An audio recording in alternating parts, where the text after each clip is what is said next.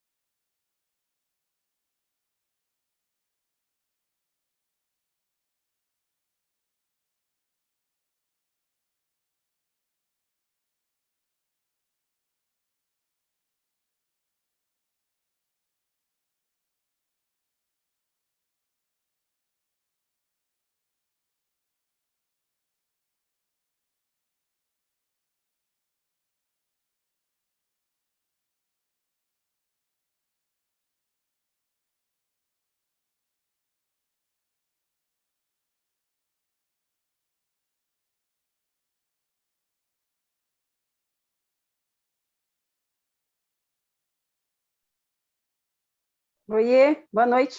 Boa Olá, noite, Cris, boa noite, Adriana. tudo bom? Boa Tudo noite, bom? Débora. Oi, Débora, tudo Olá, bem? boa noite. Olá, Débora, Fabi, tudo bem? Tudo bem? Fabi, Boa noite. Lilica, se comporta. a Lilica quer participar da aula. Você viu que ela é participativa, né? Ela estava quieta até agora, só foi ligar os microfones. Pronto. Muito Tá bom. bom. Deixa a Lilica Esse é o participar. assunto da pandemia. A Lilica, viu? Né, Lilica? Vem cá, vem. Dá um oi, Lilica. Vem cá, Lilica. Vem só. Fala. Oi, gente. Olha que bonitinha. Ai, Fez que muito linda, cabelo para participar da aula. que Sou linda. ajudante da minha mãe, sou secretária dela. Gente, que linda. Diária. Olha que rabinho. Tá de rabinho, é isso, Débora? Ela estava toda bonita sábado, com um penteado lindo, mas aí ela arrancou.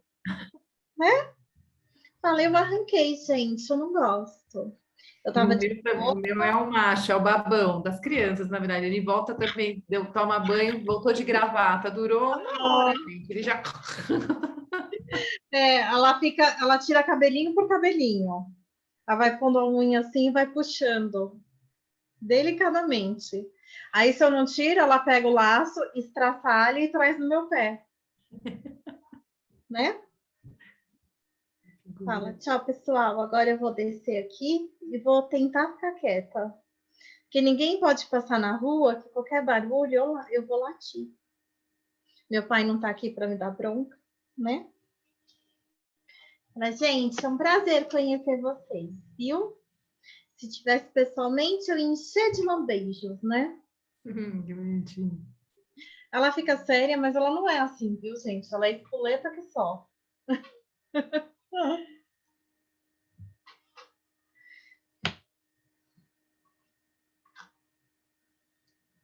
O pessoal tá entrando, Débora, né? Daqui a pouquinho a gente dá início. Tá bom, não tem problema, a gente espera.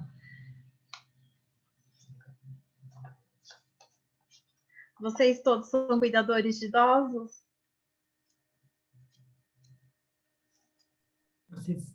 Vocês querem responder? Quer responder? Sara, Fabi? Aqui tem alguns que já são cuidadores, alguns da comissão organizadora, igual eu, a Sara, acho que a Isabela, Legal, aí Adriano e Rodrigo são professores. legal.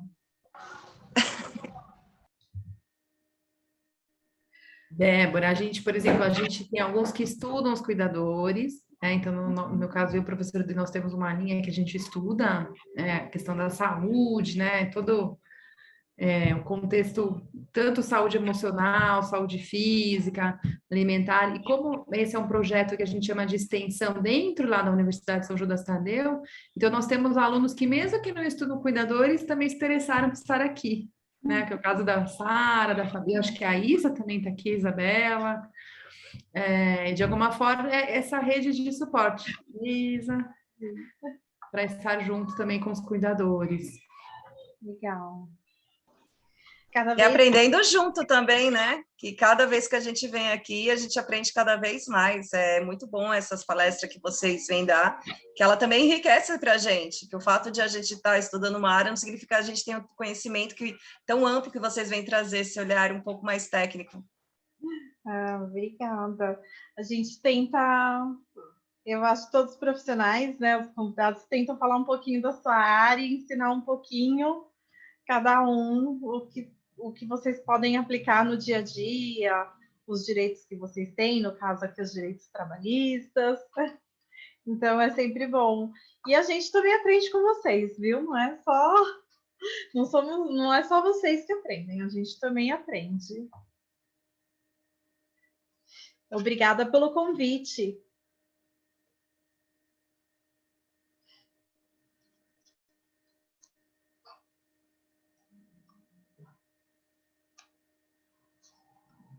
Professor Rodrigo, Débora, que faz a abertura, está com um probleminha na Wi-Fi, ele só vai ajustar e já volta. Tá bom.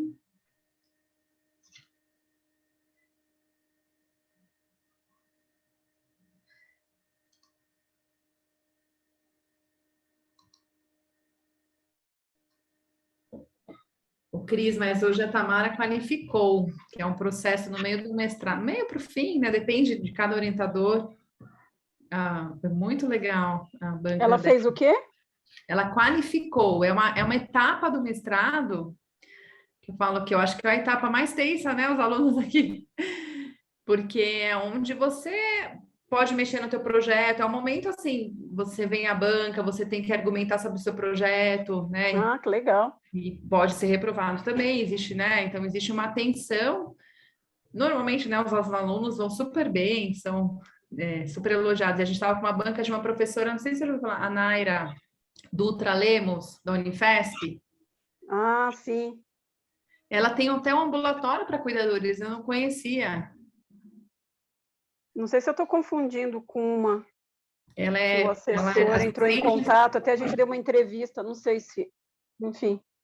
Mas tem um trabalho incrível com cuidadores, então tem lá uma linha de pesquisa bem consolidada na Unifesp. É um caminho também para, né, de repente, a Semesp também entrar em contato. É um curso que eu fiz, a maioria dos professores eram lá dessa universidade, Que é a Universidade era de gerontologia, né? Então, a maioria dos professores... então, com certeza, a professora Naira estava por trás desse curso. Ou você já está a postos? Estou, Adriana. Eu estou sem internet no meu apartamento, tive um problema com a operadora, eu estou aqui no coworking do prédio e a conexão está aqui um pouquinho instável. Gente, mas olha, eu acho que nem a internet, né? A gente também, hoje, a minha internet também oscilava na banca, é impressionante, a gente está tendo muito problema, mas acho que não está dando conta. Não sei se as redes, né, estavam preparadas para todo esse momento online. Então, espero mas que não hoje o esteja muito pessoal estava barulho, tem outras reclamando. pessoas aqui trabalhando também. Hoje de manhã o pessoal estava reclamando da internet. Falaram, até fizeram uma brincadeira que... Como que é? Júpiter está retrógrado? Enfim, tá ainda tenso esse período, aí tá afetando a internet. Fizeram essa brincadeira. Bom, de qualquer forma, eu coloquei a Fabiane como moderadora da sala. Se eu tiver algum problema e cair, a gente não tem problemas com a gravação e etc, certo? O que vocês acham? A gente já pode ir começando? A gente espera mais 5 minutinhos para o pessoal acabar de entrar? Acho que mais 5 minutos. Perfeito, sem problemas, vamos aguardar. Então vamos dar, se esperar até 6h10 e a gente começa tudo. Acho que o pessoal ainda está chegando.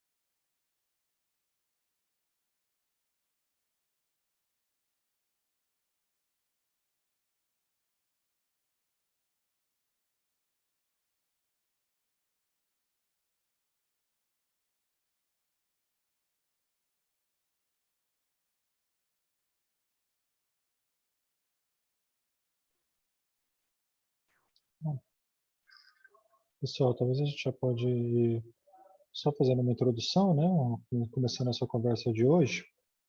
Como o pessoal estava acompanhando aqui, eu disse que eu estou com pequenos problemas de internet. Espero que vocês consigam me ouvir bem, né? Me dá uma confirmação aí se está chegando bem o áudio, certo? Mas tá ótimo, perfeito. Bom, gente, boa noite a todos e todas, né? Eu sou o professor Rodrigo Salles, aqui da Universidade de São Judas Tadeu, no programa de Ciência do Envelhecimento. Estamos reunidos aqui hoje novamente para mais um encontro do curso livre de cuidadores de idosos e idosas. Eu gosto sempre de fazer essas palavras iniciais só para fazer uma introdução ao curso, para aqueles que já conhecem apenas para lembrá-los e para aqueles que estão participando pela primeira vez, para poder inteirá-los de onde estamos, como é que está aqui o pé da nossa conversa, né?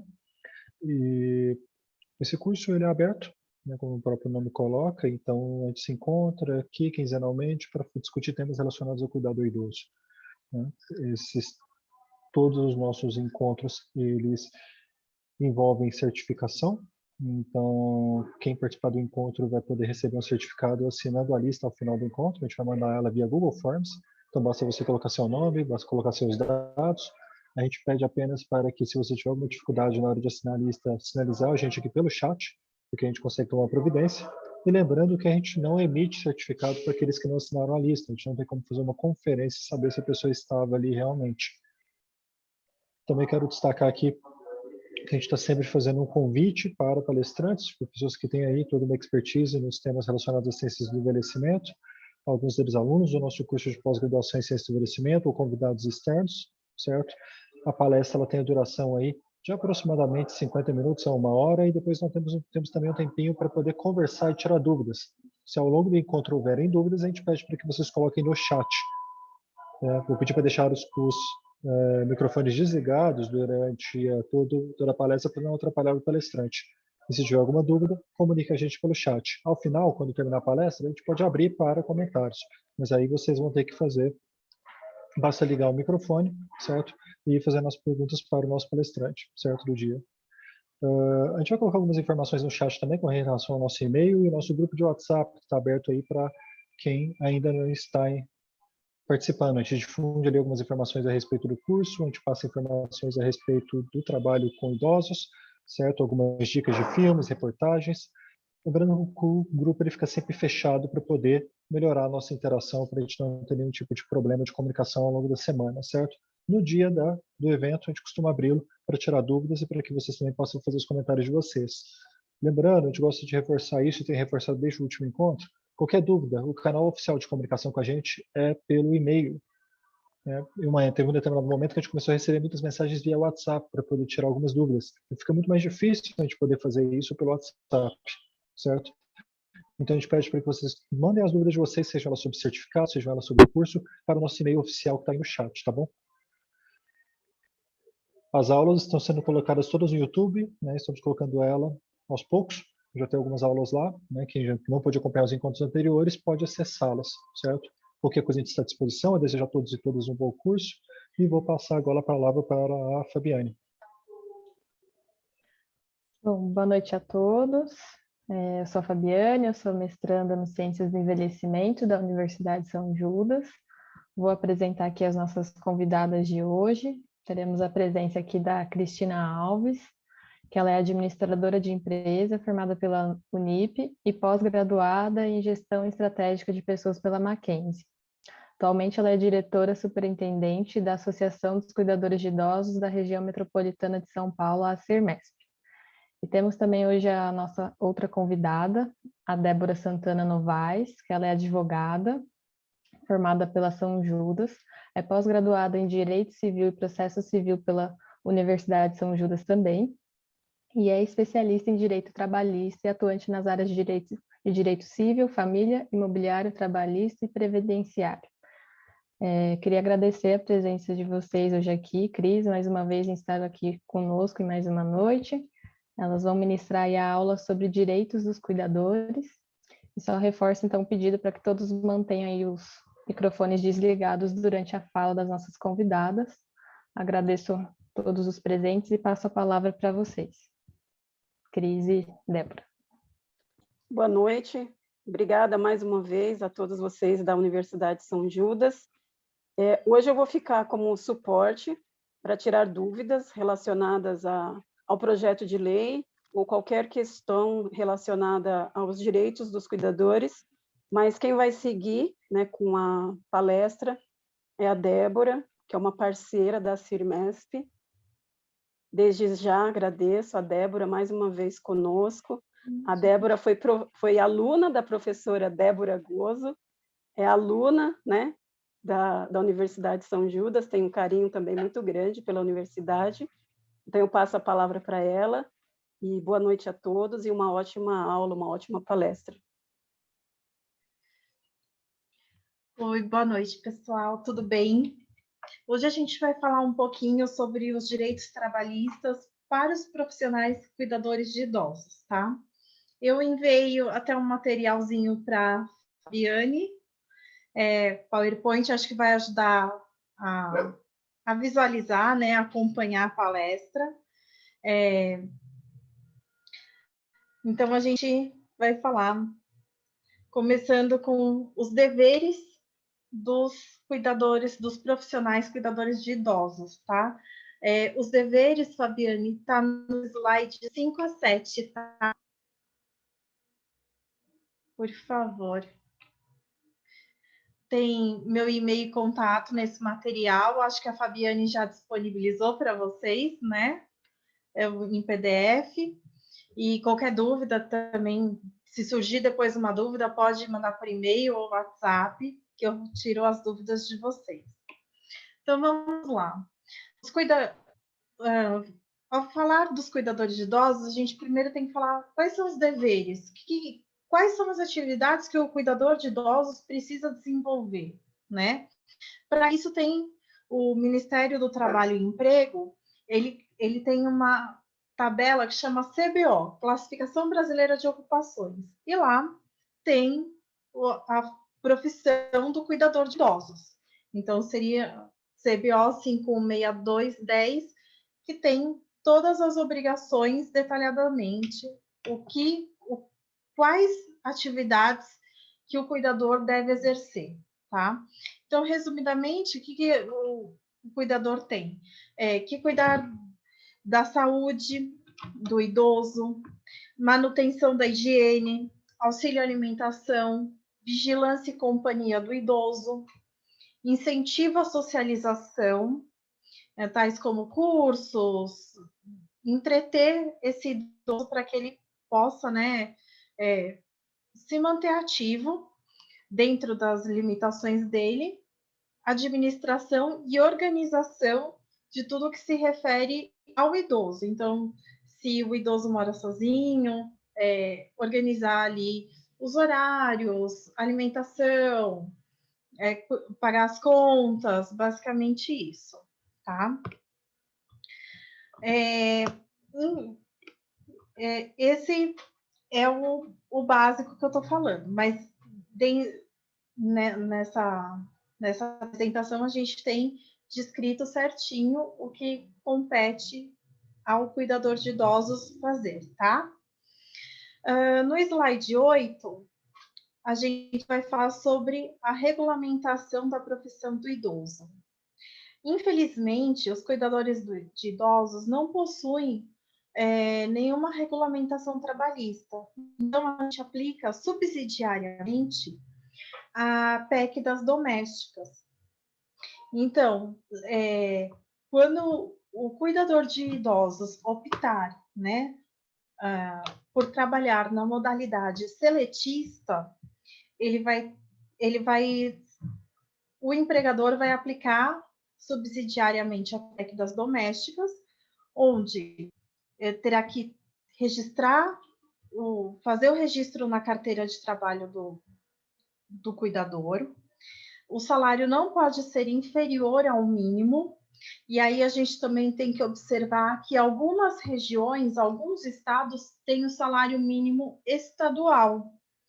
Então, por exemplo, aqui em São Paulo, o salário mínimo estadual é um pouquinho maior do que o salário mínimo federal, que hoje é R$ 1.100, R$ 1.100. Somente alguns estados têm esse salário mínimo estadual. São eles: Rio Grande do Sul, Santa Catarina, Paraná, São Paulo e Rio de Janeiro, tá?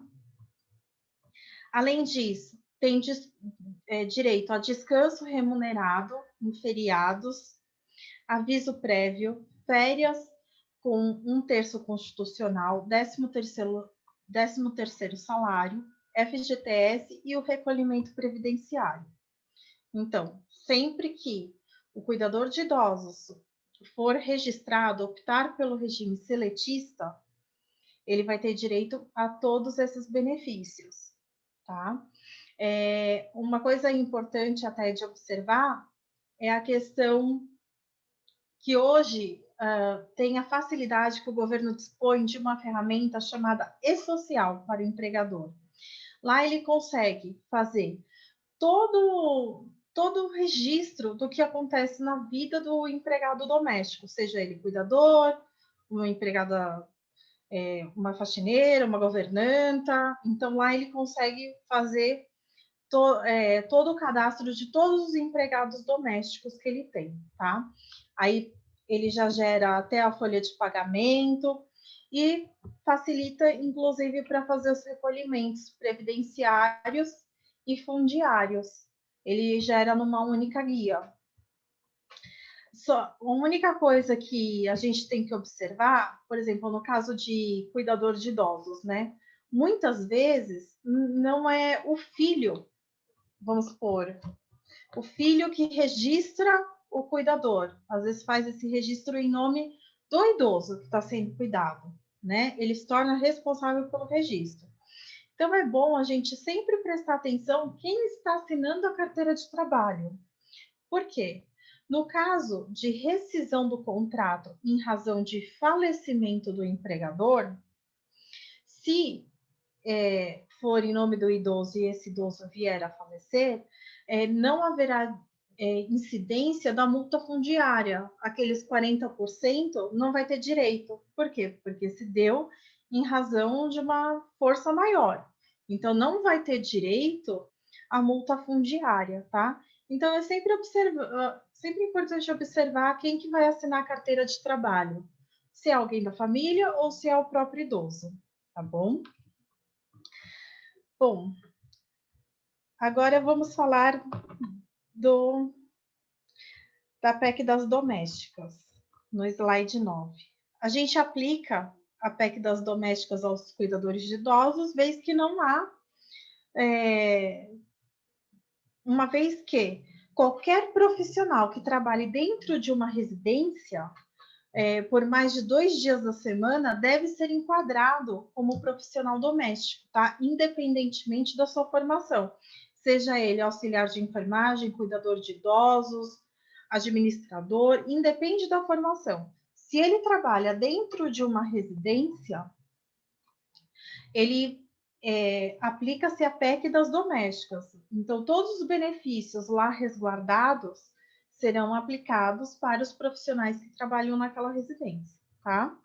Independentemente da formação, como eu disse. Desde que também trabalhe mais do que 2 dias na semana. Pois, se trabalhar apenas 2 dias, pode trabalhar como profissional liberal, inclusive, como se fosse um diarista, né? Trabalha por dia. No slide 10, a gente vai falar dos profissionais cuidadores de idosos que optam pela modalidade autônoma. Então, nessa modalidade, traz pontos positivos e negativos. Possui uma maior flexibilidade de horário, então, fica,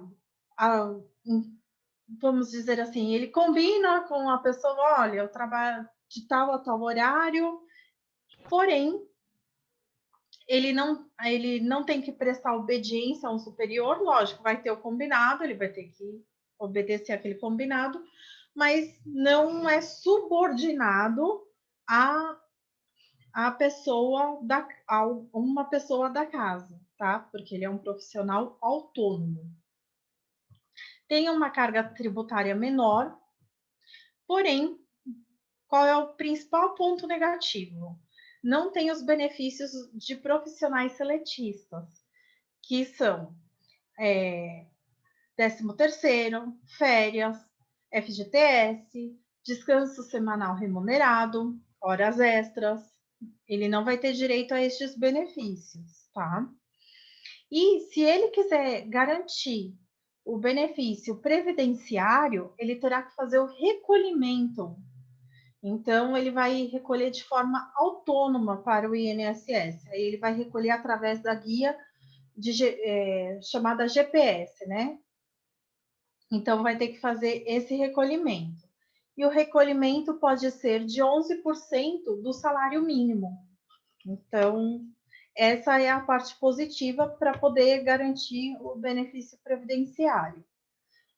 Tem a parte que não tem muitos direitos, né? Os direitos dos seletistas ele não vai ter. Em compensação, tem flexibilidade, uma certa autonomia, porém, tem essa parte negativa.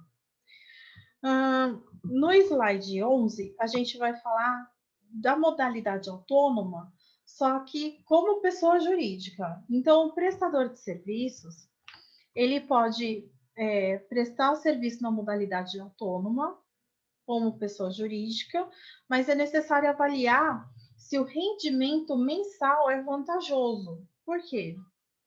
Quando a gente opta, faz a opção por ser um PJ, vai ter uma série de impostos a serem recolhidos, uma série de obrigações a serem cumpridas, tais como inscrição municipal, recolhimento de INSS, recolhimento de imposto de renda, recolhimento previdenciário, podendo variar de 11% a 20%, tá? Dependendo do faturamento, livro caixa, e aí acaba tendo aquele custo mensal com o serviço de contabilidade, porque para ele manter o livro caixa, fazer tudo como a lei fiscal exige, é necessário contratar um serviço de contabilidade. Então, ele vai ter também mais este custo. Por isso que precisa avaliar se ser PJ, SA ou limitada vale a pena. Eu acho que tem que avaliar o valor que você vai receber para ver se compensa. No slide 12, a gente vai falar sobre o profissional autônomo, né? Novamente. O profissional autônomo, ele não possui direitos trabalhistas, mas ele pode realizar o recolhimento previdenciário, que lá vai ter garantido, dependendo do código, tá? Isso é importante. O INSS, para a gente fazer o recolhimento, existem vários tipos de código como autônomo. Tem contribuinte mensal, trimestral, então a gente precisa avaliar. Tem um recolhimento que dá direito só à aposentadoria por idade. Agora, tem outro recolhimento que é um valor mais alto, mas dá direito a auxílio-doença, salário maternidade, pensão, auxílio-reclusão, aposentadoria por idade, invalidez ou por tempo de contribuição, ou aquela especial que é quando a pessoa trabalha em ambiente insalubre e tem o laudo certinho comprovando, tá? Então, tem que fazer essa observação. Quem for profissional autônomo, precisa verificar o que é mais vantajoso para si.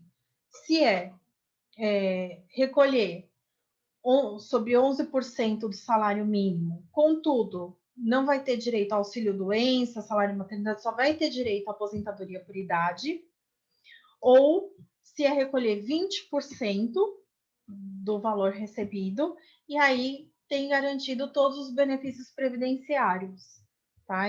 Essa é a principal diferença. No slide 13, a gente vai falar do microempreendedor individual, o famoso MEI. Quais são as vantagens? Eu acho que, particularmente, vamos fazer um parênteses, entre ser um PJ e um MEI, eu acredito que o MEI seja muito mais vantajoso para o cuidador de idosos, se ele tivesse que optar entre uma limitada, uma sociedade anônima ou um MEI, eu escolheria particularmente o MEI. Por quê? Ele dá uma série de benefícios e o custo de manter o MEI é muito mais barato. Primeiro, ele pode manter o MEI sem necessidade de ter um serviço de contabilidade. Acho que esse é o primeiro ponto. Então, aquele custo mensal de meio salário mínimo ou um salário mínimo, ele não vai ter com o contador, porque ele mesmo vai emitir as notas, ele mesmo pode fazer a declaração do imposto de renda, que é super tranquilo, então não vai ter essa dificuldade. E aí, quais são as vantagens? Tem direito a todos os benefícios previdenciários, tem condições especiais para adquirir produtos e serviços bancários, então ele consegue crédito, desconto, em alguns casos o BNDES, e tem um modelo simplificado de tributação. Então, toda a tributação ela vai ser recolhida numa única guia, chamada DAS, que é o Documento de Arrecadação do Simples Nacional. Esse imposto vai incluir tanto os recolhimentos para a União em termos de Receita Federal, recolhimentos fiscais, quanto previdenciários, tá? Então, numa única guia, você consegue fazer todo o recolhimento necessário da empresa. Além disso, a inscrição do CNPJ é sem custo, sem burocracia. Geralmente, em uma semana, a pessoa já tem o número do CNPJ.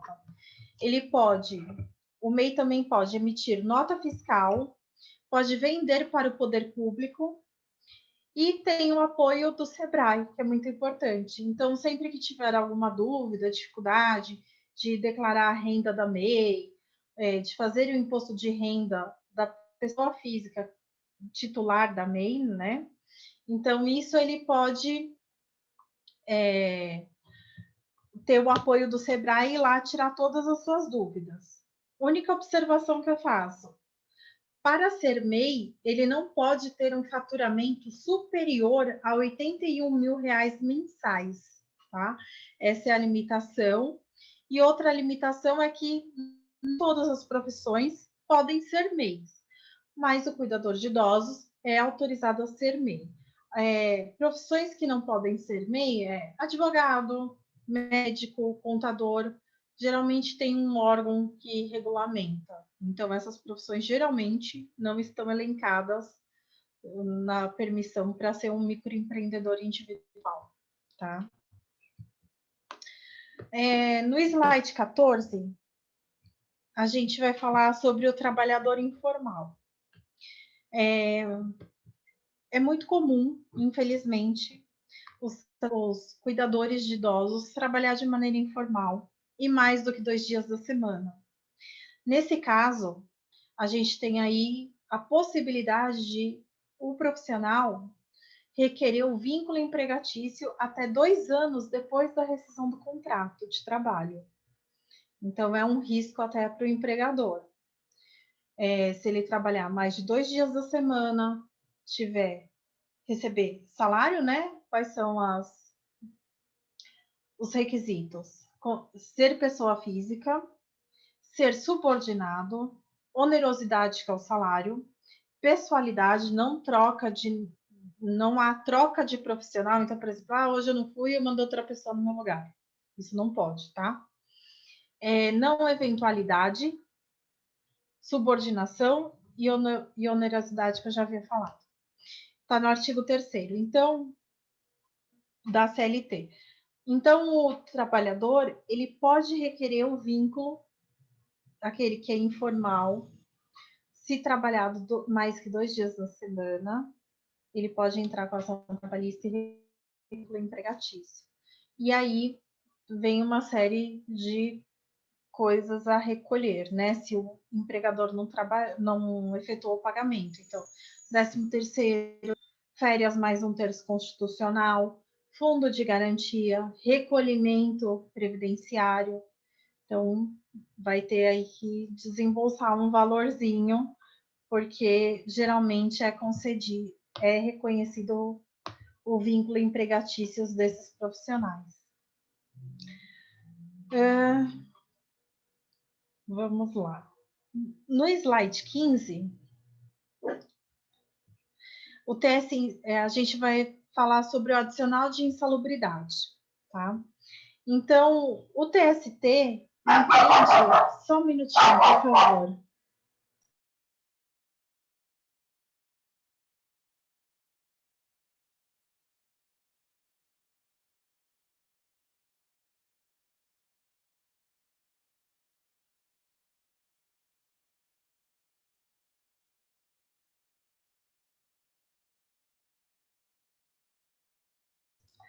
Desculpa, gente, tem gente querendo participar da aula aqui. O TST entende que a residência não é um local insalubre. Então, não reconhece o direito do adicional de insalubridade ao cuidador de idosos. Agora, se o cuidador de idosos ele atuar no combate ao coronavírus, ele tem direito a receber o adicional de insalubridade de acordo com o grau de interação, ou seja, grau mínimo 10%, grau médio 20% ou grau máximo 40%. Tá? Mas aí ele teria que atuar diretamente no combate ao coronavírus. Agora, se o cuidador trabalhar em algum estabelecimento, ou agente de saúde, né, trabalhar em algum estabelecimento em que já havia o pagamento dessa insalubridade, essa verba vai ser elevada em grau máximo durante o período de pandemia, em razão do aumento do risco de transmissão da doença, por exemplo, agora do coronavírus, tá? No slide 16, a gente vai falar um pouquinho sobre o projeto de lei que foi vetado pelo nosso presidente em julho de 2019. Ele vetou o projeto de lei que regulamentava a profissão do cuidador de idosos, infelizmente, sob a alegação de que era inconstitucional. Atualmente, há um outro projeto de lei em andamento, que é do senador Paulo Paim, que está em tramitação. Vocês podem até acompanhar através do link que eu disponibilizei no material, tá bom? Uma coisa importante também, que é legal de falar, é o seguinte: acontece com muitos cuidadores de idosos o problema de acúmulo de função. Então, o cuidador de idosos, além de ele cuidar do idoso, fazer todas aquelas atividades descritas na CBO, ele acaba tendo que cuidar da casa, fazer faxina, virar um cozinheiro da família. Então, isso seria um acúmulo de função.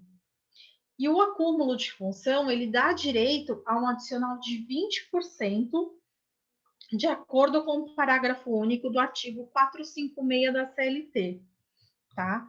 Então, se ele for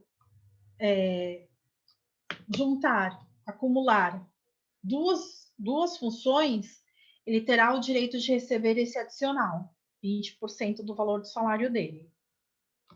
É importante diferenciar o acúmulo de função do desvio de função, porque são coisas diferentes, tá? O acúmulo de função ele foi contratado para ser cuidador, mas ele desempenha a função de cuidador e cozinheiro da família.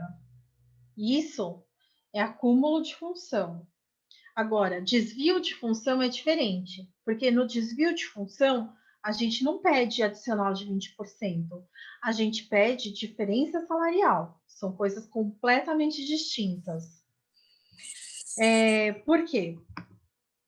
O desvio de função, vamos supor, eu fui contratada para ser a cozinheira da casa, mas eu vou exercer a função de faxineira, tá?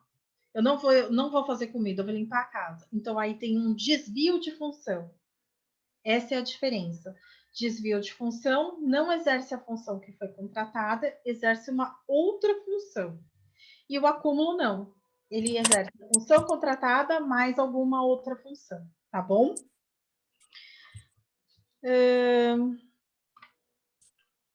Do E-Social eu falei, né? Do falecimento do empregador, que não tem direito à multa fundiária.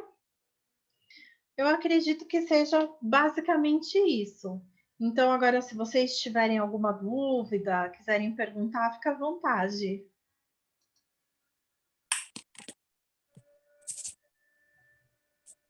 Só vou complementar uma informação que tem um projeto para aumentar o limite anual, né? Débora, você falou do valor de faturamento do MEI como 81 mil, né? Esse valor ele é anual.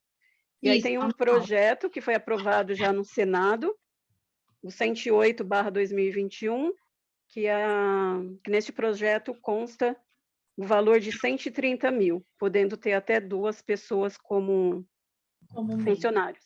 Antes eram apenas um, né? Podia empregar um. Eu acho Isso. que vai entrar em vigência, né, ainda.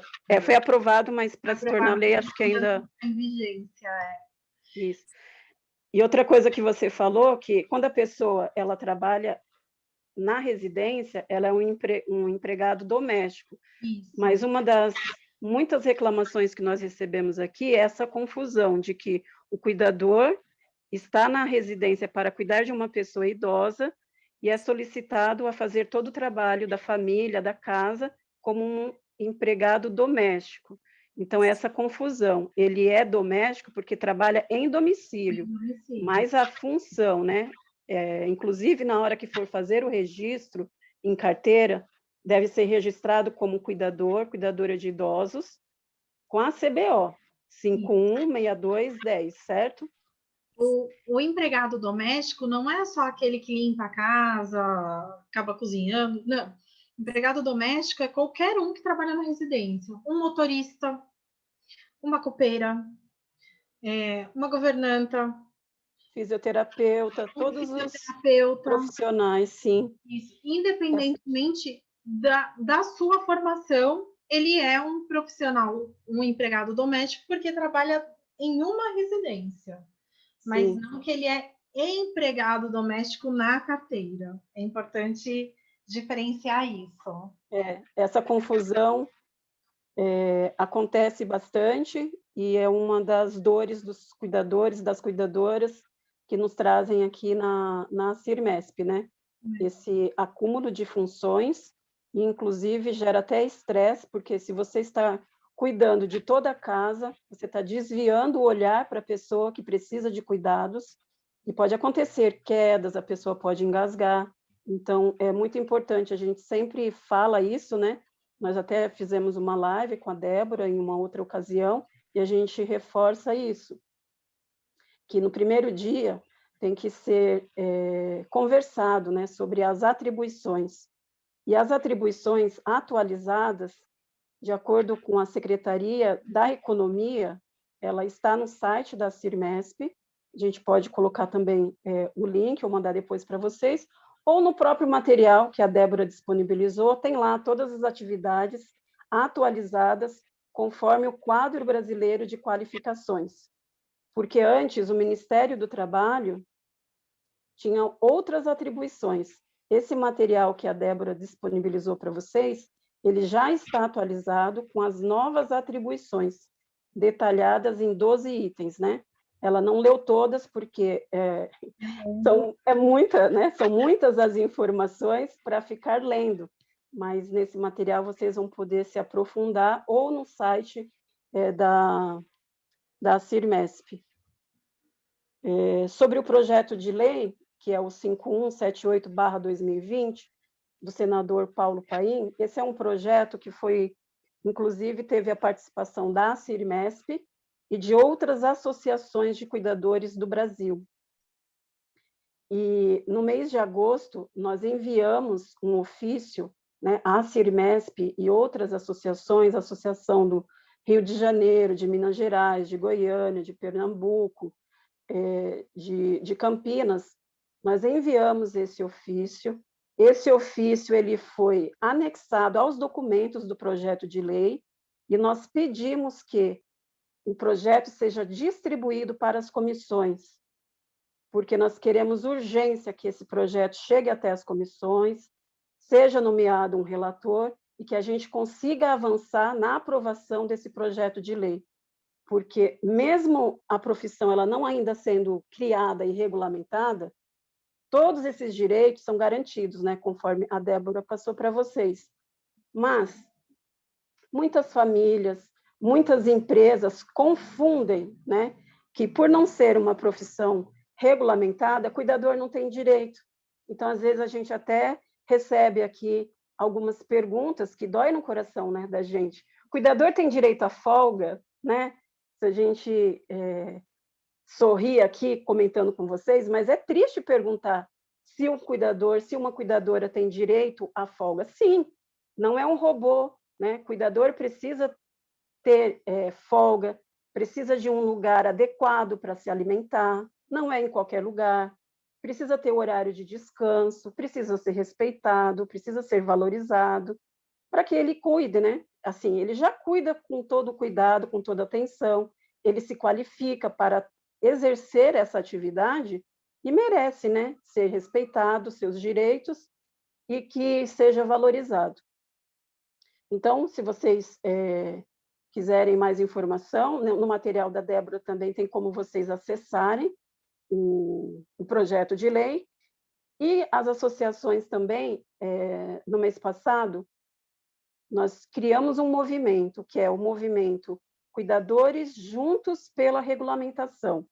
Então, vocês podem entrar, vou colocar aqui depois nas mensagens, vocês podem entrar clicar no link e assinar este movimento, que nós faremos eventos, faremos outras lives para comunicar a vocês do andamento desse projeto e também de ações que a gente consiga realizar juntos, né?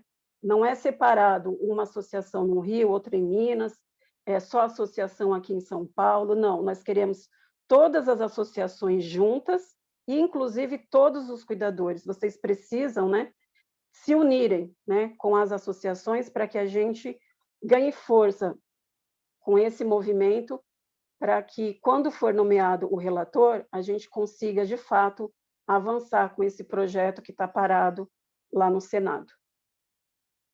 Eu vou colocar o link aqui para vocês, enquanto, se tiver alguma pergunta, a gente pode ir respondendo. Obrigada, Débora e Cris, pelas colocações. Eu vou passar agora a palavra para a Sara, que ela vai estar aqui mediando as dúvidas e comentários do chat e o pessoal que vai querer abrir o áudio. Primeiro, eu queria agradecer, Débora, pela palestra. Acho que é muito importante todo mundo saber o direito. Eu acho que pelo chat que você também já foi respondendo, você viu que as dúvidas são muitas, assim, pontuais, geralmente, né? Então, é muito bom a gente falar sobre o direito dos cuidadores.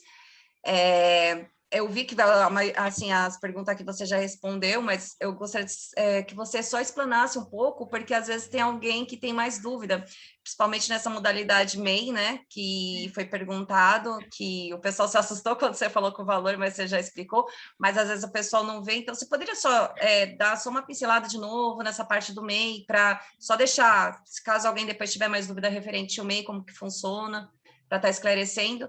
Então, como que funciona o MEI? Primeiro, a pessoa, o MEI só pode ter um empregado, ele não pode ser sócio em outras empresas, tá? Ele é um microempreendedor individual. Ainda não está valendo aquela alteração que a Cris comentou. O faturamento anual só pode ser até R$81 mil anuais, né? Então, tem essa limitação, senão passa a ser uma outra modalidade, aí, limitada ou SA, se ultrapassar esse valor. O MEI dá direitos aos benefícios previdenciários, como salário maternidade, os diversos tipos de aposentadoria, que aí a gente verifica no momento qual que é o mais adequado para aquele contribuinte.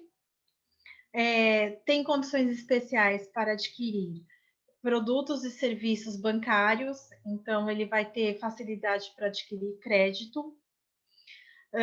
Os impostos, eles são recolhidos, tanto os fiscais quanto os previdenciários, em uma única guia, que é a ADAS, tá? Então, no site, quando você emitir a nota, ou ele tem um valor fixo mínimo que você vai fazer o recolhimento. Se não me engano, é uns R$60 por mês, mais ou menos, tá? E aí vai dar direito a todos os benefícios. A inscrição do CNPJ, ela é gratuita e, além disso, não é muito burocrático para obter o CNPJ. Geralmente, em uma semana, você já consegue ter o número do seu CNPJ quando MEI.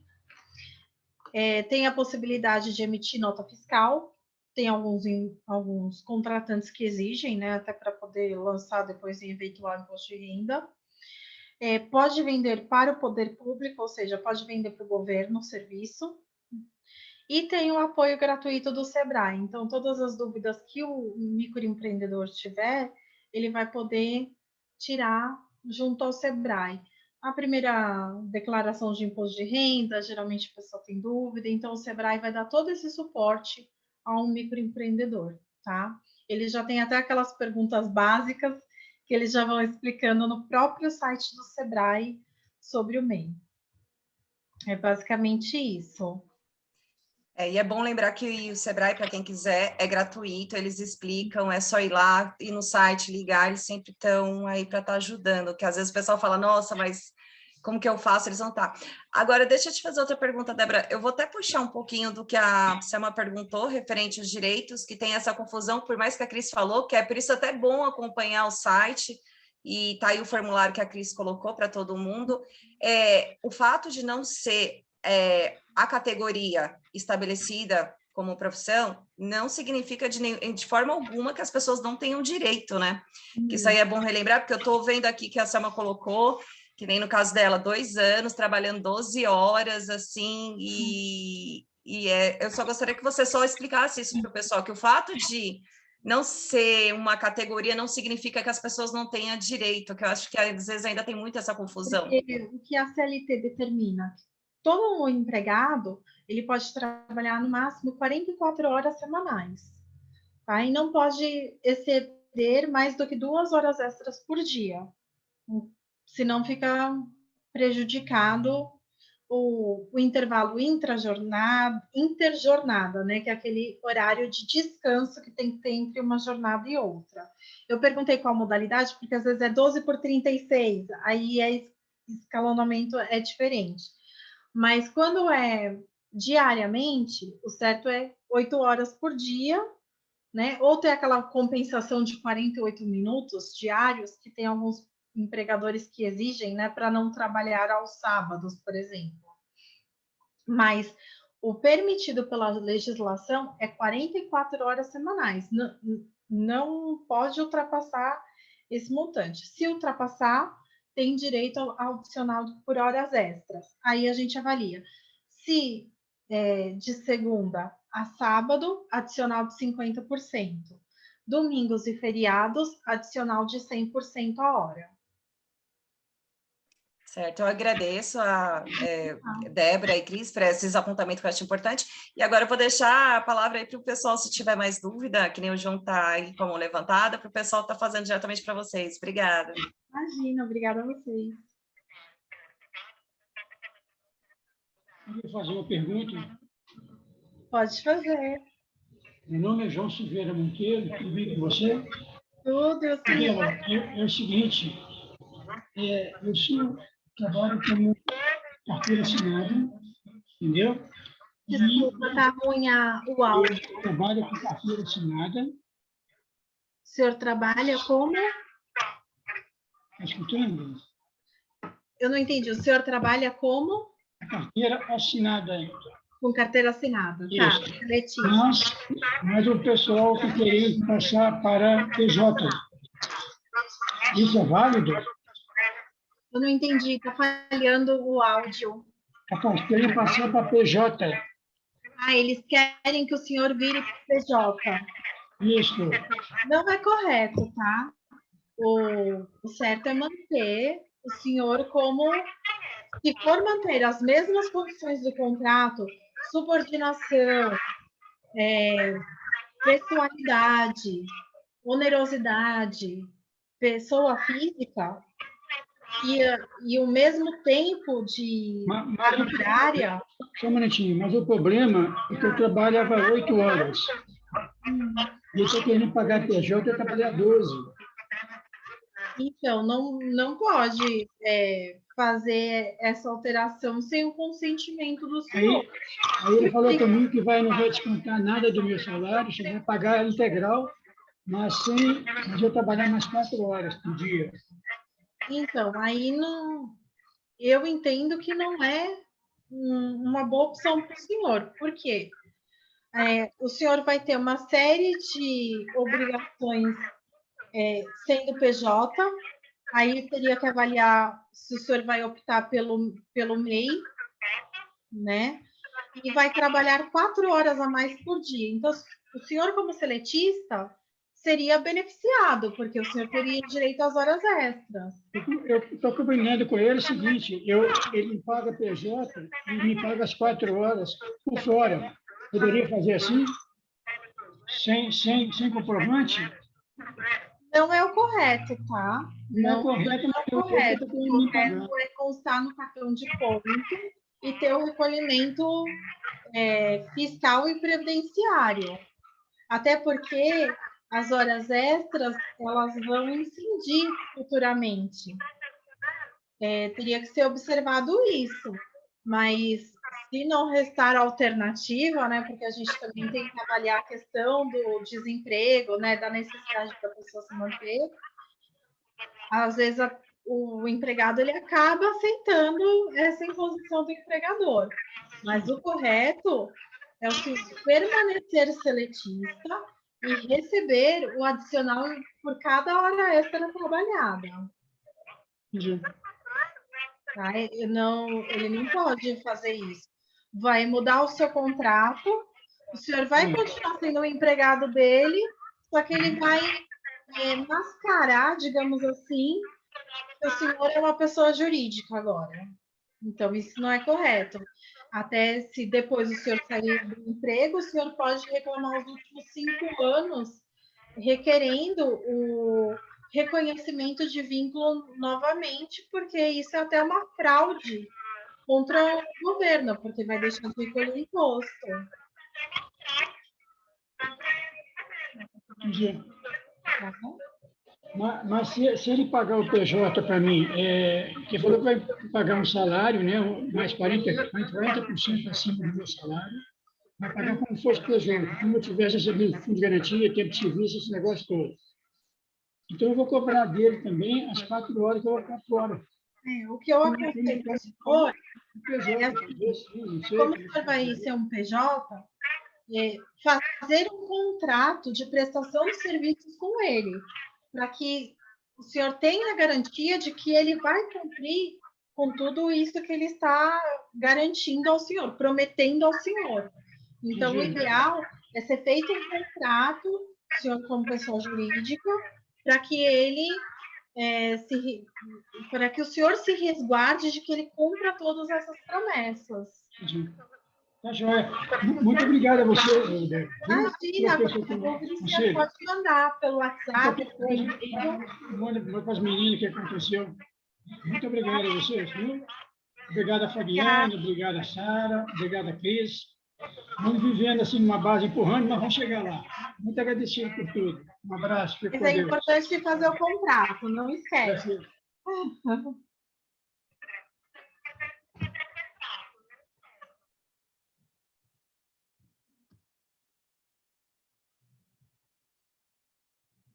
Tem uma pergunta da Selma. Então, Selma. Direito a quantas folgas? Ela trabalha 12 horas e ela está perguntando sobre direito a quantas folgas. É este mesmo caso, né? Tem que trabalhar 8 e, no máximo, 44 horas semanais, né? Pois é. Aí varia do combinado entre o empregador e o empregado, né? Então, vamos supor, tem empregador que quer que trabalhe 8 horas diárias e, vamos supor, no sábado trabalhe às 4 para que dê as 44 semanais. tem empregador que não obriga a trabalhar às 44, porque, gente, uma coisa que é importante esclarecer, não é porque a CLT fala 44 horas semanais que é obrigado a trabalhar 44 horas semanais, tá? Pode trabalhar um período menor. O que não pode é ultrapassar este período, e se ultrapassado, tem que pagar as horas extras. Ou, por exemplo, se acordado no contrato de trabalho que vai trabalhar 40 horas semanais, a hora extra 41ª, a partir da 41ª, vai ter que pagar hora extra. Então, tudo vai do que foi acordado no contrato de trabalho. Então, isso também é importante. Além disso, aquela questão das 44 horas semanais. Tem empregador que não obriga o empregado a trabalhar aquelas 4 horas do sábado, por exemplo. Então, ele dissolve isso durante a semana. Então, o empregado, ele vai trabalhar 48 minutos a mais todos os dias, de segunda a sexta, para haver essa compensação das 44 horas semanais. Isso pode, isso não tem problema nenhum, porque aí vai ter o benefício de folgar aos sábados, por exemplo. Mas o que infelizmente acontece, e muito, é que alguns cuidadores trabalham 12 horas todos os dias, não recebem horas extras, não são registrados. E, inclusive, eu recebi uma reclamação de uma cuidadora que ela está trabalhando direto, ela não tem folga nenhuma. Então, existem muitos abusos. Então, é isso que a gente tem falado sempre, que não é porque a profissão ela não foi ainda criada, regulamentada, que o cuidador ele não tem direito. Então, a importância dessa aula, a importância dos encontros que nós fazemos para orientar os cuidadores é essa. Vocês, né, quem está aqui e quem depois vai assistir a este vídeo, saber se posicionar. Sabemos que o desemprego ele está alto, mas o que não pode acontecer são esses abusos, trabalhar direto, sem folga, sem condições mínimas de trabalho, a alimentação às vezes reduzida, às vezes não pode levar, não pode esquentar a comida. Então, saber que vocês têm direitos, saber que vocês prestam um serviço de extrema importância, né? Cuidar de uma pessoa, seja idosa ou qualquer outra criança, jovem, qualquer pessoa que tenha necessidade de cuidados, é um trabalho muito importante e que precisa ser valorizado. Então, a gente sempre reforça na CIRMESP a importância de saber se posicionar no primeiro dia de trabalho, saber se colocar, né? Tem os deveres, mas também tem os direitos. Então, é por isso que a gente sempre reforça esses direitos. E caso vocês precisem de apoio, a CIRMESP, aqui em São Paulo, ela dá este apoio para os cuidadores. Tem materiais no site, tem materiais no blog, que vocês podem, inclusive, ler todos os seus direitos. Tem um material mais detalhado sobre o MEI, que inclusive a Débora nos apoiou nesse texto. Então, estejam com as associações aqui em São Paulo, a CIRMESP, e caso tenham outras pessoas de outros estados, procurem as associações, porque nós existimos para vocês, para apoiar vocês, para que vocês sejam respeitados e que os seus direitos sejam garantidos, independente se a profissão ela está ou não criada e regulamentada. Com a regulamentação da profissão, virão as regras, né? As pessoas, as famílias, as empresas vão prestar mais atenção nos abusos, mas isso não significa que agora isso não pode ser feito. Pelo contrário, precisa ser feito agora. Está atrasado essa valorização do profissional cuidador, né? Então, por favor, se valorizem, se precisarem de apoio, contem conosco. A Débora está à disposição, é uma parceira da CIRMESP, então contem conosco. E uma questão importante não é porque a profissão não está regulamentada que vocês não são assistidos pela CLT, tá? São coisas diferentes. A falta de regulamentação não impede, não é uma questão de impedimento das aplicações das normas da CLT. A regulamentação vai trazer, possivelmente, até alguns benefícios para vocês. Então, a regulamentação do advogado tem a questão da exclusividade, do trabalho que não pode ser exclusivo, não pode exercer mais do que 4 horas diárias, né? A partir da quinta é hora extra. Então, tudo isso tem que ser observado através da regulamentação da profissão.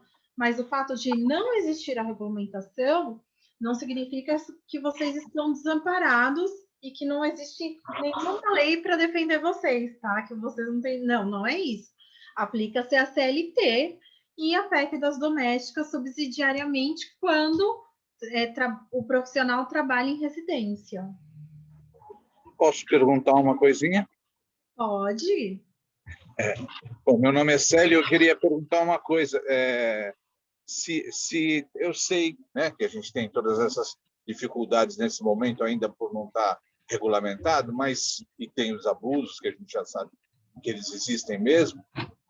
A minha pergunta é se, da mesma forma que em outras atividades, as empresas são responsáveis por 2 horas e as pessoas, como empresa, são responsáveis por 2 horas antes de você entrar no trabalho e 2 horas depois de sair do trabalho, se isso vale também para um cuidador. Para horas em itinerário, o senhor diz? Seria o tempo de ir para o trabalho e o tempo de sair do trabalho e ir para a sua casa, no caso de dormir fora do trabalho, né? De não dormir no trabalho. Então, com a reforma trabalhista, está tendo uma discussão sobre essas horas em itinerário, tá? Agora, o entendimento atual é de que o empregador ele não é responsável, principalmente se não for ele que fornece o transporte. Então, ele não tem responsabilidade durante esse caminho, tá? Vai muito de entendimentos, mas no momento o entendimento majoritário é que o empregador ele não tem responsabilidade por esse período até chegar no trabalho. Ele é responsável a partir do momento do início da jornada de trabalho e não durante o caminho. Obrigado. É que eu trabalho também além de ser cuidador, eu trabalho numa empresa que anda com um automóvel, com um van. Então a gente tem como para chegar no trabalho demora-se mais pelo menos 1h30, 2 horas para chegar, e algum tipo de seguro. O pessoal paga seguro de vida, na verdade, para os motoristas para se chegar, e algumas não pagam, algumas empresas não pagam esse seguro de vida. Então a gente está com o carro da empresa, a gente está com as coisas da empresa, por isso que eu perguntei se para o cuidador funcionava da mesma forma. Não, mas tá bom, tá ótimo. Tá, esse é o entendimento majoritário.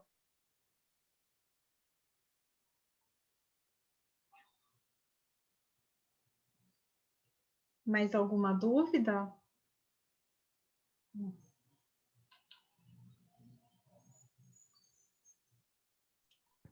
Mais alguém que gostaria de tirar alguma dúvida? Aproveitar aí que a Débora está disponível, a Cris.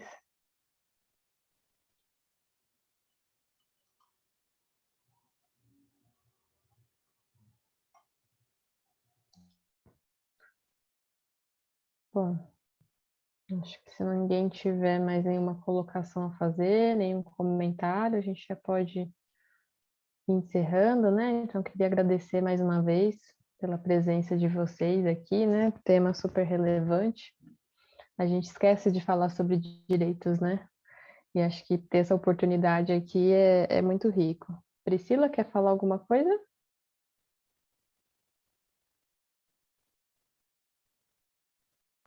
Oi, boa noite a todos. Boa noite a todos. Boa noite. Então, é porque, assim, muitos cuidadores, eles trabalham à noite, né? Tem direito adicional noturno, tem direito, né? Porque após as 10 horas da noite, né? Eu acho que tem que ser contado como adicional noturno. Sim. O que a doutora diz sobre isso? Das 10 às 5 da manhã, tem direito adicional noturno, sim, tá? Então, se trabalhado nesse período, deve ser pago adicional noturno.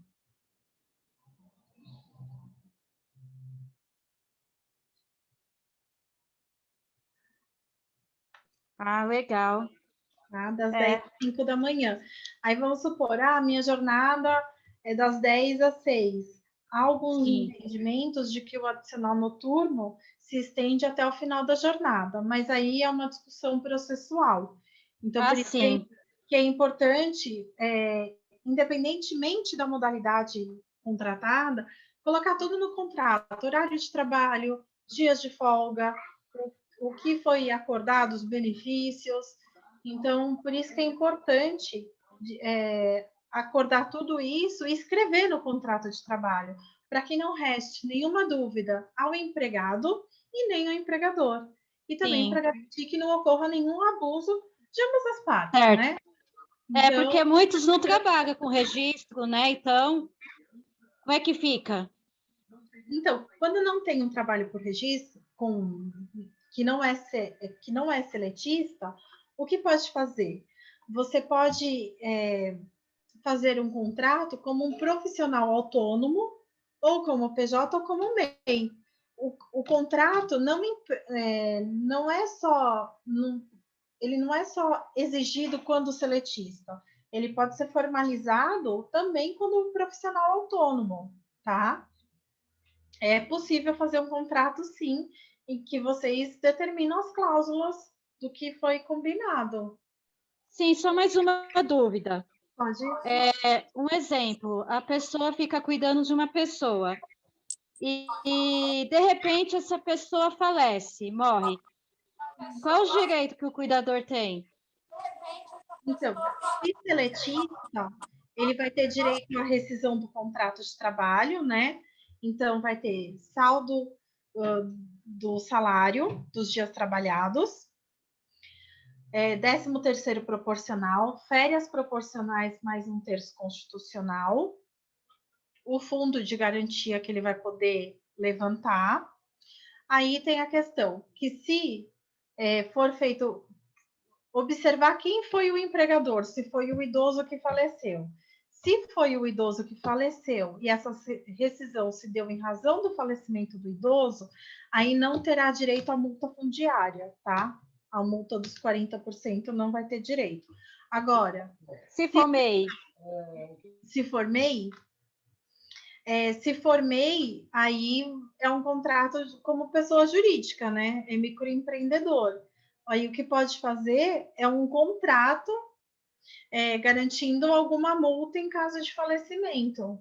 Você pode colocar uma multa no contrato, tá? Porque aí não vai ser um contrato de regime seletista, um contrato de trabalho, vai ser um contrato de prestação de serviços. E aí você pode garantir alguma multa, algum valor pela rescisão do contrato. Ah, sim, entendi. Muito obrigada pelas informações, doutora. Imagina. Tem mais uma pergunta aqui, Débora, da Regina, que ela perguntou depois de quanto tempo pode contestar o valor recebido da rescisão? Tem até 2 anos para ingressar com a ação judicial, com a reclamação trabalhista, tá? A partir da data da rescisão do contrato. E você pode reclamar os últimos 5 anos, até os últimos 5 anos. Então, retroage 5 anos a contar da data de ingresso da ação. Tá? Então, todos os benefícios retroagem 5 anos.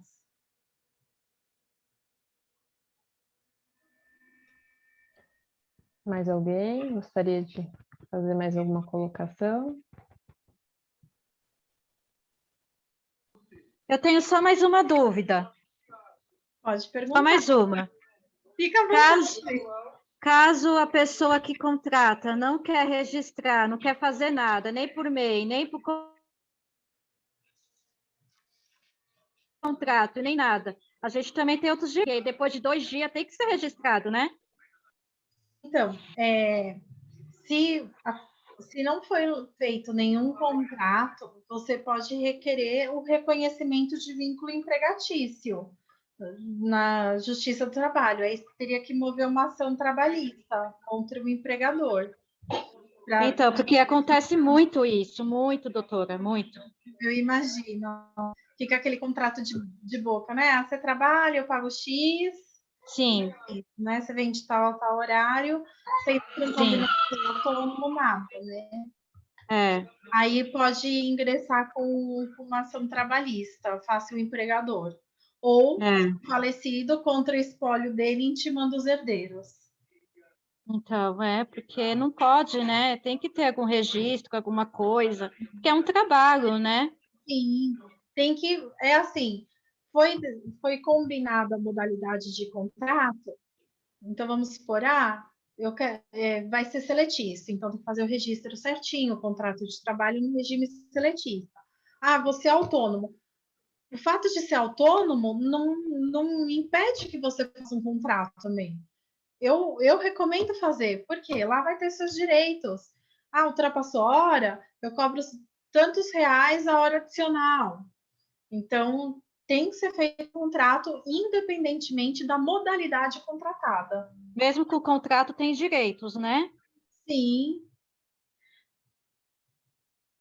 Tem direitos. Aí a gente vai aplicar. Vamos supor, o autônomo, ele combinou que ia me pagar, R$100 a hora extra, né? Sim. A hora adicional. Não pagou? Você tem como cobrar de acordo com o contrato firmado entre vocês. Então, eu tenho colegas também que trabalham 12 horas todo dia, não tem direito a folga, não tem direito a nada, e eles não pagam extra para elas. É um absurdo isso, né, doutora? Tá errado, porque até tem o intervalo interjornada, que a gente chama, que entre uma jornada e outra deve ter 11 horas de descanso. Sim. Então. E se não respeitado, tem que pagar, inclusive, uma indenização por não respeitar esse intervalo interjornado. Só que, infelizmente, isso você só vai conseguir brigando na Justiça do Trabalho, né? Entrando com uma ação judicial, porque a maioria das vezes a pessoa tem que conversar, mas não é possível, né? Então, porque a época da escravidão já foi, né? Então, eu acho que tem que ter uma folha de ponto para provar que a pessoa entrou tal hora, saiu tal hora, tudo isso é uma prova, né?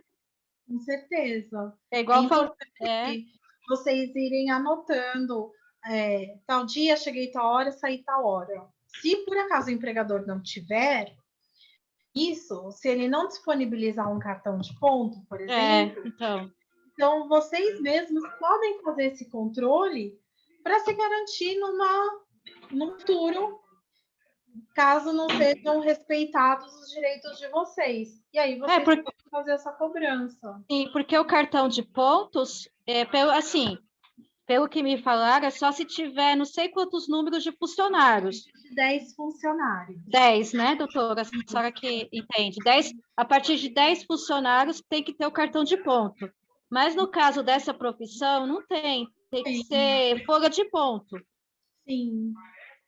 Aí, se tem empregador que, mesmo quando tem um empregado só, disponibiliza a folha de ponto para fazer a aplicação, até para conseguir controlar as horas extras, para conseguir computar e fazer o cálculo, né? A não ser que seja pela agência, né? Agência de cuidadores de idosos, que aí eles têm bastante cuidadores, né? Para poder estar controlando isso, né? Mas agora, se o empregador não disponibilizar, vocês mesmos podem fazer essa anotação para que se garantam futuramente. Então, vamos supor, foi dispensado sem os meus direitos, então, peraí, já que eu vou entrar com a ação de reconhecimento de vínculo, eu vou cobrar as horas extras. Por quê? Porque eu tenho aqui anotado todos os dias, a hora que eu cheguei e a hora que fui embora. Tem câmera, tem tudo que prova. Isso. Então, E por isso que eu aconselho sempre fazer a anotação da hora que chega, dia tal, horário de entrada, tal, horário de saída, tal.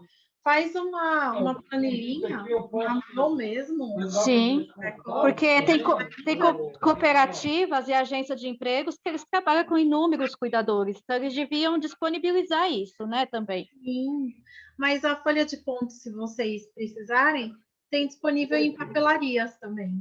Que legal, bacana. E pode fazer a anotação vocês mesmos, e aí, se caso precisar entrar com uma ação trabalhista, vocês conseguem juntar. Não vai ter a assinatura do empregador, mas vale como prova, é um meio de prova que você fez as anotações. Só tem que porque assinar os horários britânicos, tá? Todo dia 8-1-8-8. Assinar, os patrão não vai querer assinar a folha. Então, por isso que vocês podem, vocês mesmos, fazerem esse controle, tá? E aí, se, vamos supor, precisou faltar por alguma coisa, mas vocês tinham hora extra, preciso resolver um problema particular, que não tem atestado médico, por exemplo, aí vocês podem falar, não, mas eu trabalhei X horas extras e você não me pagou, então eu vou descontar dessas horas, como se fosse um banco de horas, também tem essa possibilidade. Então, por isso que é importante vocês fazerem esse autocontrole da jornada de vocês, que vocês trabalham, até para saber quanto tempo trabalhou, quanto tem de direitos de hora extra, o banco de horas. Por isso que é importante fazer todo esse combinado com o empregador antes de começar o trabalho. E se caso aí não precisa o empregador assinar, né? Não é obrigatório, porque assim, se o empregador não assinar, vocês podem fazer esse controle para poder usar como prova em uma eventual ação trabalhista, tá? Não tem problema nenhum, isso daí não impede. É um controle pessoal de vocês, mas ajuda na hora da prova. Porque as câmeras vai ver. Fica só por um período, e tem câmera que não grava, tem tudo isso, né? E o empregador, se a pessoa faz muita hora extra, o empregador vai falar que a câmera não gravou, que a câmera não grava, que perdeu, que quebrou. Existem inúmeras desculpas, até porque ele não é obrigado a fazer prova contra ele mesmo, né? É verdade, sim. E aí o ônus da prova vai ser seu. Mas se você tiver um cartãozinho de ponto, que você anotou todo dia, desde o início, é uma forma de você comprovar a sua jornada. É verdade. Uma dica que eu dou para quem bom. Não tem esse controle, né? E pode fazer uma eventual prova de hora extras no futuro. E até ajuda no reconhecimento de vínculo. Exatamente. Ele vai ter todos os dias trabalhados. Porque é um absurdo. Já pensou a pessoa trabalhar 12 horas sem folga? Meu Deus do céu. Pois é.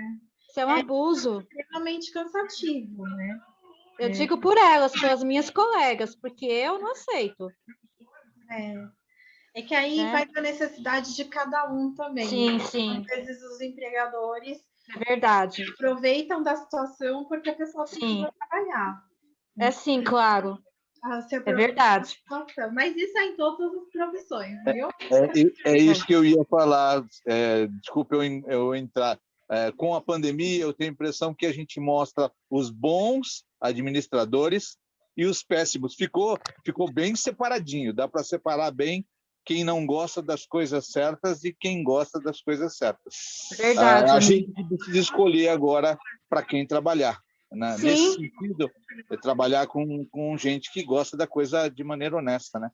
Mas não é fácil, não. Não é fácil, não. A maioria não gosta. A gente tem que se dar o valor, né? Porque senão, como que a gente vai querer ser reconhecido, não é verdade? É verdade. É que aí a gente cai num outro problema, né? Que às vezes a pessoa precisa tanto do emprego que ela acaba se sujeitando a ter esse trabalho com jornada abusiva, né? E aí acaba que diminui até o valor de salário para os cuidadores, para os outros profissionais que não aceitam. E aí você vira um ciclo, né? E aí todo mundo acaba sendo obrigado a se sujeitar àquela situação. E isso, infelizmente, está ocorrendo em todas as profissões já há algum tempo, né? Agora com a pandemia ficou mais evidente ainda, né?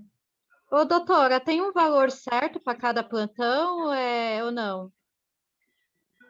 Então, plantão é vocês que têm que combinar com o empregador, tá?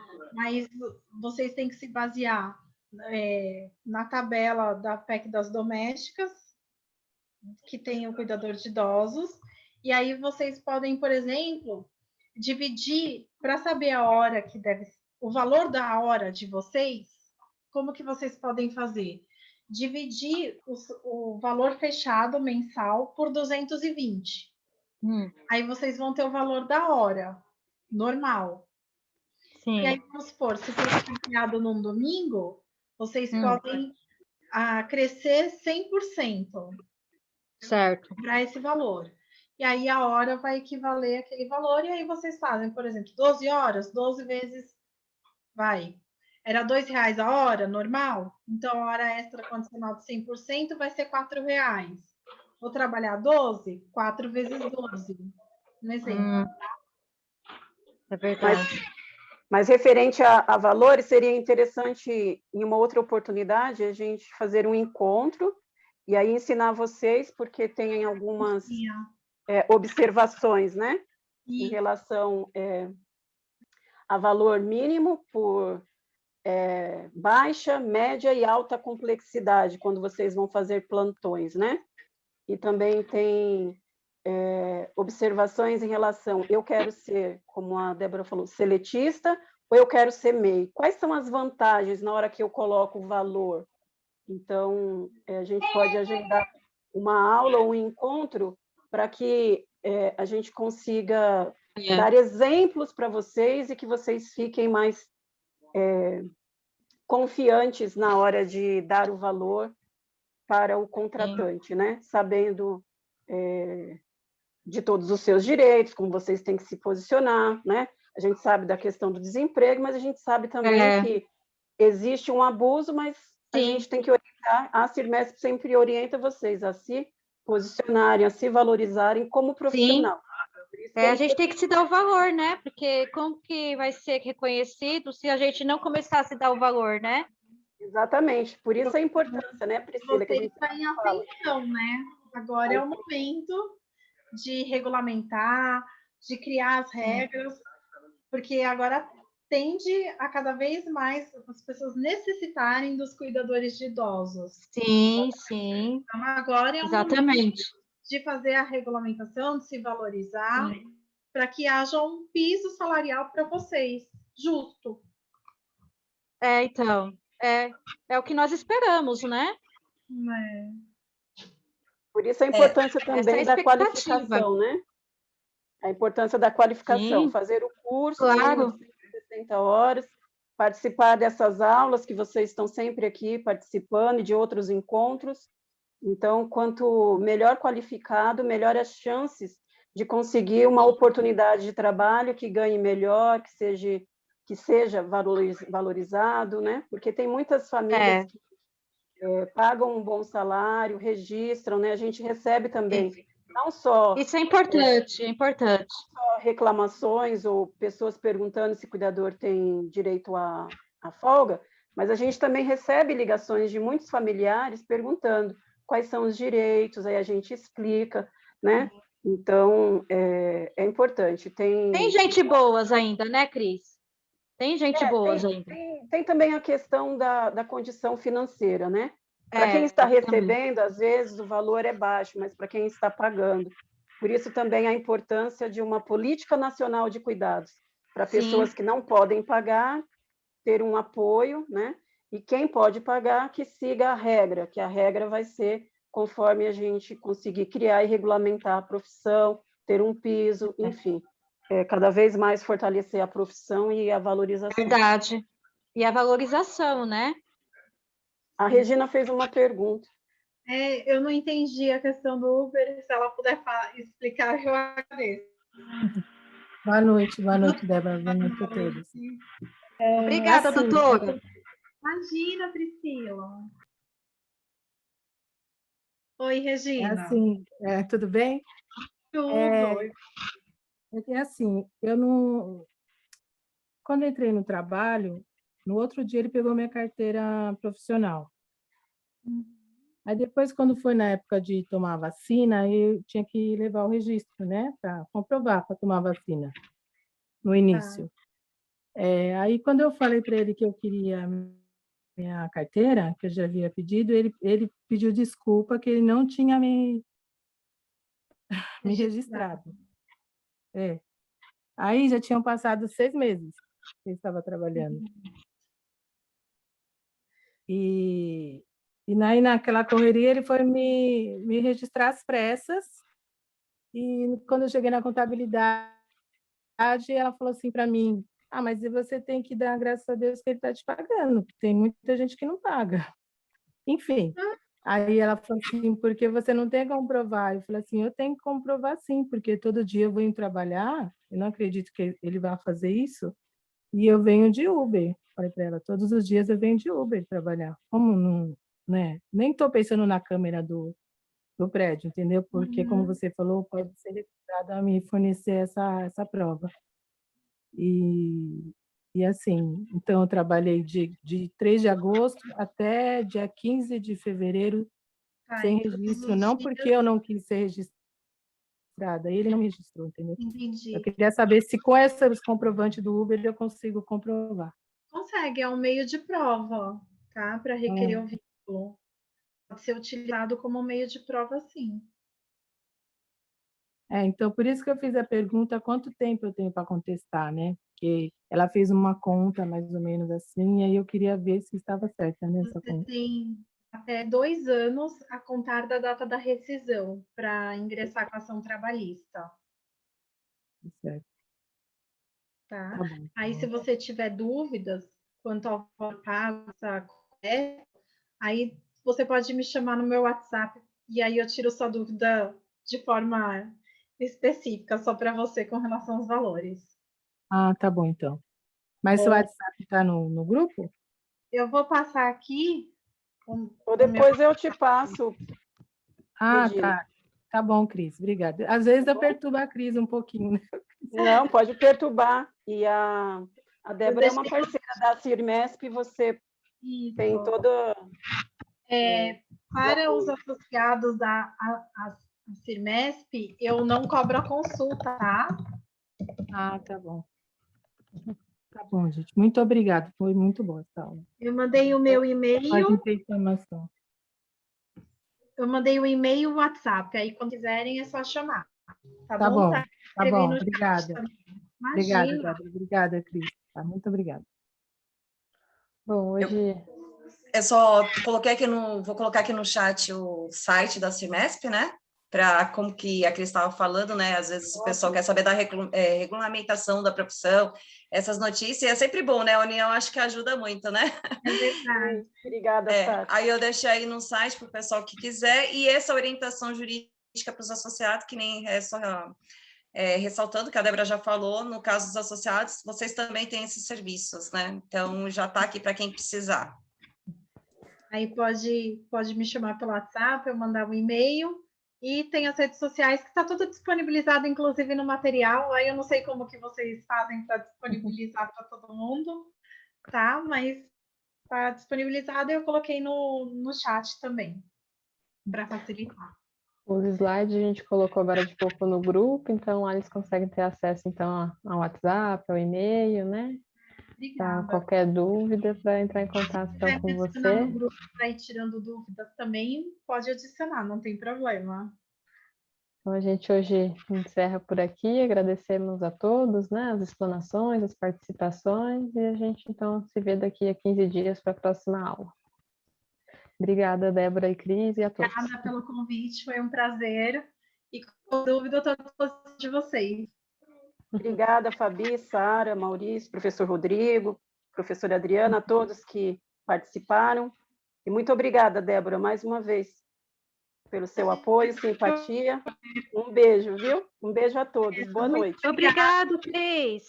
Obrigada a todos. Boa noite. Obrigada, doutora Débora. Imagina, obrigada a vocês pela participação. Gratidão pura. Gratidão, viu? Obrigada. Obrigada, um beijo, boa noite. Boa noite para vocês. Tchau.